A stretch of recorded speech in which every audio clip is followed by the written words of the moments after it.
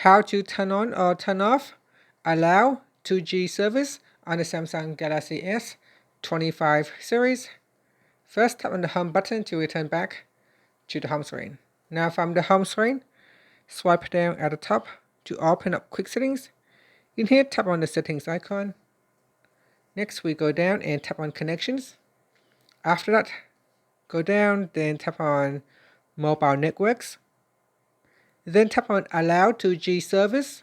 Tap on the toggle button to turn it off or switch it on. Here, it says that to use 2G networks in areas where other networks aren't available.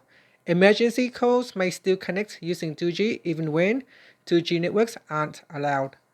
And that's it. If you want to allow to use 2G service, make sure it is turned on. Finally, tap on the home button to return back to the home screen.